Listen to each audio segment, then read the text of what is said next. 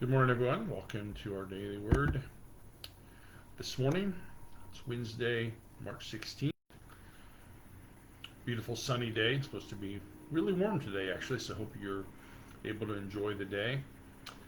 We gather again for our daily word and our conversation ongoing about Scripture and what it means for us. The story chosen for this morning is kind of like the story yesterday, about the story of Lazarus. These stories are so deep and they're so rich and full of lots of nuances.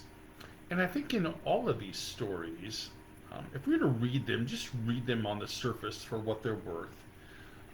What I often do is try to place myself in the midst of this story. Who would I be? Where would I be? What would I be talking about? And I guess for me, this is one of these stories that we can kind of place ourselves in, one of these really deep and rich stories. So we hear this from the Gospel of Luke, chapter 10.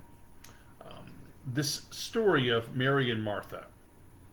And they are at the house of Martha. And we hear this. As Jesus and his disciples were on their way, he came to a village where a woman named Martha opened her home to him. She had a sister called Mary, who sat at the Lord's feet listening to what he said. But Martha was distracted by all the preparations that had to be made. She came to him and asked, "Lord, don't you care that my sister has left me to do the work by myself?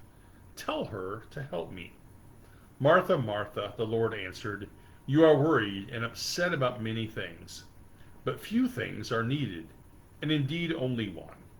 Mary has chosen what is better, and it will not be taken away from her." So lots of things come to my mind when I read this story. Um, why did they choose to go to Martha's house? Maybe that's not a big deal. But then I like to think about this portion of the story. She had a sister called Mary who sat at the Lord's feet listening to what he said. So imagine, if you will, Jesus and the disciples on their way came to this village, came to the house of Martha, and Jesus sat down with his disciples. I don't know about you, but the first thing that jumps in my mind is, what was Jesus talking about? What was the conversation about? I like to think about this all the time when I think about the disciples. When I think about the disciples specifically, and you've heard me say it, when I think about the disciples specifically when they're on the road, and they're having this conversation about who's the greatest and who's going to be on the left and who's going to be on the right. I like to imagine those conversations. I like to imagine the disciples' conversations around the table, at the upper room, when they're having this big, deep conversation that Jesus then interrupts with the bread and the cup. And then there's this conversation. It's so rich and deep. You can just imagine maybe all the conversations that are taking place, and Jesus teaching the disciples and having them listen, and Mary, Mary just sitting there listening intently to what Jesus has to say. And Martha, of course, Martha, who's running around making food for everyone who's gathered. And so Martha gets a little disappointed and says, "Mary's willing to help me, Jesus. Can't you just tell her to get ready to help me?" And so, of course, Jesus responds that, there's lots of things to do, and for Mary, she's doing the right thing. So I like to place myself in this story, and some of you, like me, would be kind of like Martha. I'd be worrying about, what are we going to eat? Is there enough food? Making it prepared for everybody and getting everything right the way it's supposed to be, because there's really no room for sitting around and waiting. I have one of those, if you would call it, my mind goes 100 miles an hour all the time. I'm always thinking about what's next and what should I be doing. It's one of the reasons I don't sleep well. It's because I'm always wondering what's next and what do I have to do tomorrow, and what did I miss. And my mind goes 100 miles an hour almost all the time. I'm not always in the moment because things are so pressing on me. It's kind of like how Martha felt. The moment was pressing on her, and she had to provide food, is my guess, and getting everything ready for Jesus and the disciples and whoever else there needed to eat.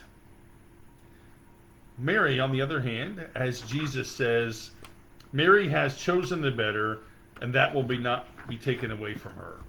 Mary chose to sit and listen and to take it all in and to hear what it is that Jesus had to say.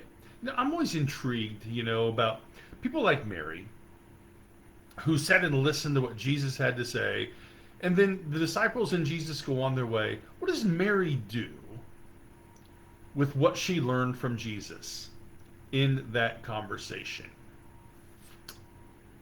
So here we are in our lives, and we're busy, right? Maybe we're busy for good reason, and we have things that we have to do, and we're chasing whatever it is that we're chasing.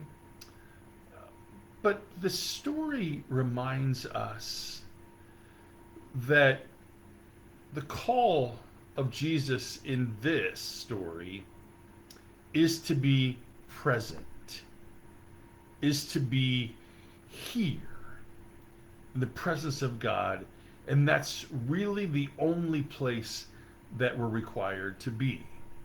Think about that in relation to, being in a worshiping community, joining us on Sunday morning, whether it's in person or whether it's, via Facebook Live, however you join, that in that hour, that we're here, that we're present, that we're listening to what it is that Jesus has to say.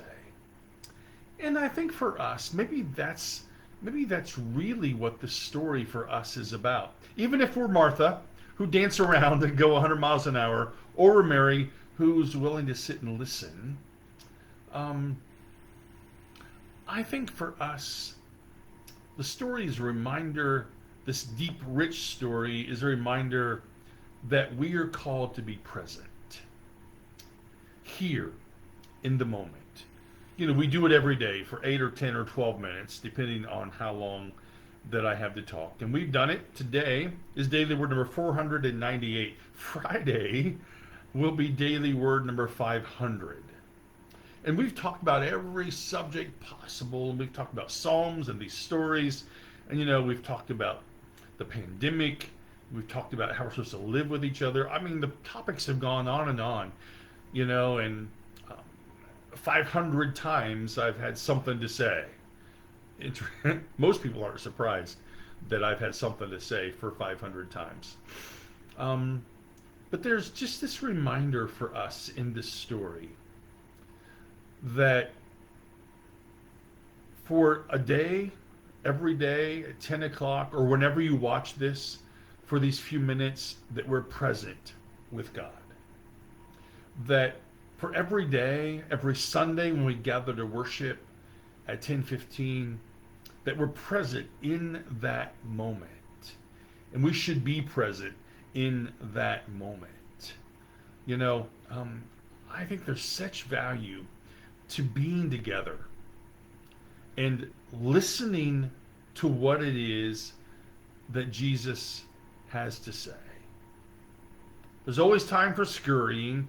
There's always time for running around. There's always time for preparing a meal.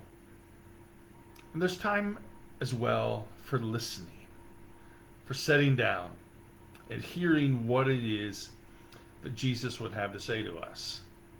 So we have what's in front of us, right? All the things we have to do today. And then we have the opportunity for whatever part of our day it is, just to be here, to be present. And Martha chose what she needed to do, which is a good thing, and Mary chose what she needed to do in the moment, to listen. And so for us, in this season of Lent, and all that we have to do, and all that's pressing upon us, it's good for us. It's good for us to think about these stories and to wonder what it is that Jesus had to say. And then, like I said earlier, one of the things that intrigues me is, what did Mary do? What did Mary do with what she heard? And not that I have any great, deep theological answers to how you're supposed to live, but this is day 498, and many of us have been through all of them together somehow. Um, what have we done? And the question is for me as well. What have we done with what we've learned about Scripture in 498 times together? Has it affected us? Have we really listened? Have we lived differently because of it? I think, if we have, then this has been a good thing.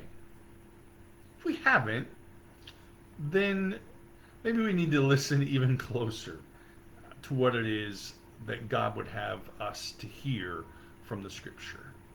So thank you for joining me for 498 times, Friday, number 500. It's an incredible thing. And thanks to God for the Word. All these words that we've heard that continue to teach us, help us to sit and listen, and then be with us when we scurry around, doing all the things that we need to do. So, thanks for joining me. I hope this day finds you with moments to be present, and moments to scurry around and do what it is you need to do, and then moments to be present again and know and listen to what God has to say. And then when we listen, that we respond by living in the way that God would call us to. So, I hope that's a good word for us today. The beauty of today, enjoy it. Know of God's love and grace that surrounds you. Know of my love for all of you. And I look forward to seeing you tomorrow morning at 10 o'clock. Have a great day.